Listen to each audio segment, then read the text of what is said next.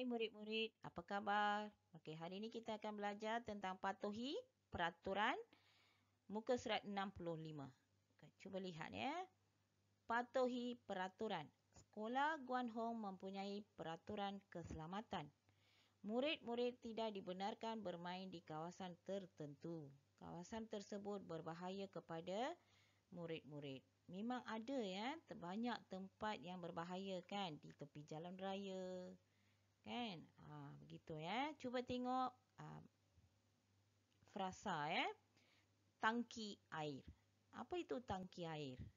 Tangki air adalah tempat menyimpan air ya, menyimpan air untuk satu tempat, satu kampung, satu taman ya.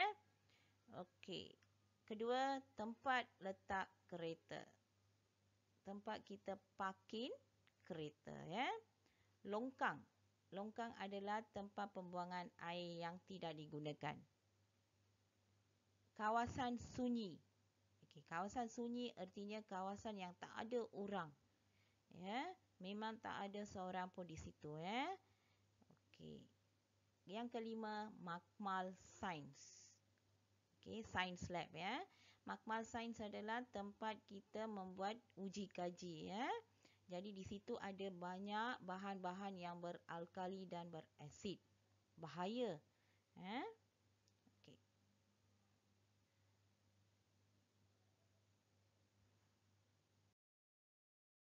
Okey, jom kita imla frasa yang kita telah belajar. Tangki air. Tempat letak kereta. Makmal sains. Longkang. Kawasan sunyi. Okey, sekarang mari kita tengok aktiviti yang ada dalam buku aktiviti jilid 1 muka surat 69. Okey, di situ ada dua gambar. Jom kita imla frasa. Okey, cuba tengok ya gambar tu. Okey, ada seorang budak, dia bawa rakan dia. Tangan rakan dia tercedera, luka ya. Dia bawa berjumpa dengan guru.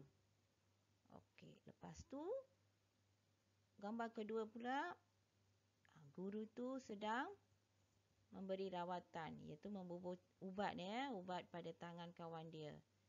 Okey. Dan rakan dia sedang menunggu kawan tu. Jadi macam mana kita nak cari imla frasa? Okey. Kita boleh cari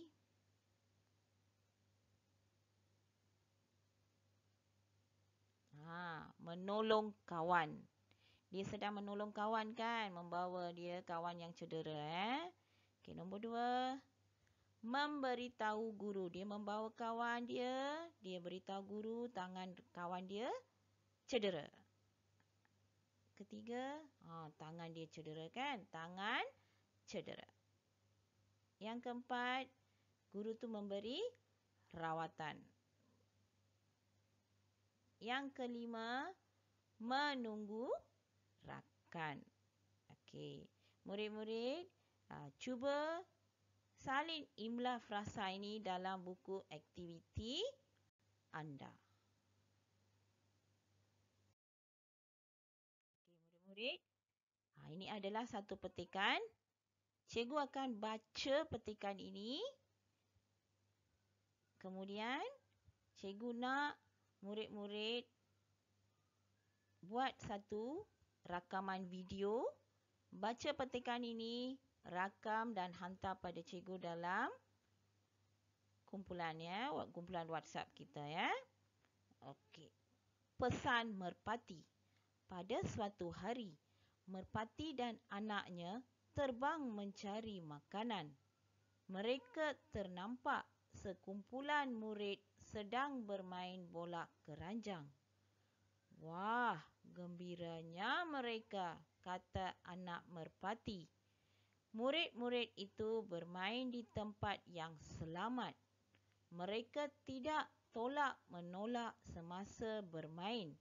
Mereka juga tidak bermain dengan kasarnya. Contohilah mereka. Jagalah keselamatan diri kamu semasa bermain.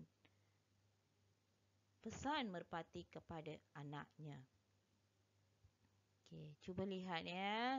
Yang itu adalah sekumpulan merpati, ibu merpati dengan anak ya. Mereka sedang mencari makanan. Mereka ternampak sekumpulan murid sedang bermain bola keranjang. Okey, mereka murid-murid itu bermain dengan selamat. Mereka tak tolak-menolak, tak gaduh ya. Mereka bermain dengan selamat dan lembut ya.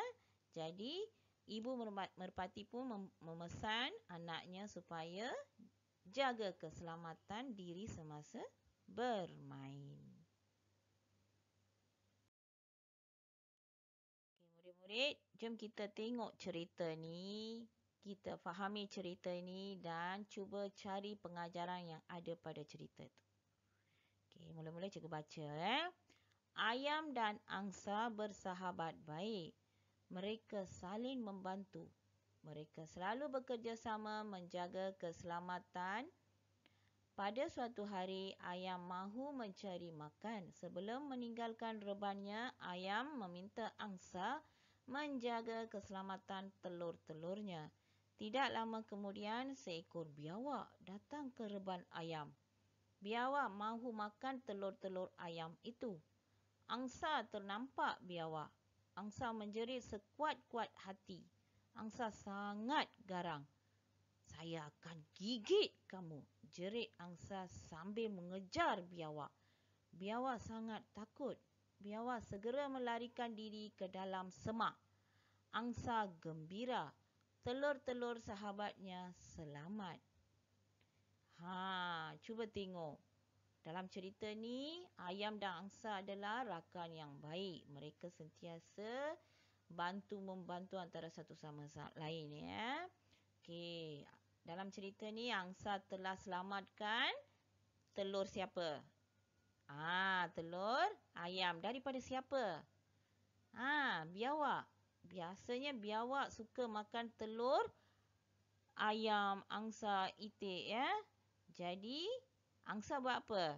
Angsa terus jerit dan menghalau biawak tu. Biawak tu pun dah takut dan lari. Jadi telur-telur ayam selamat.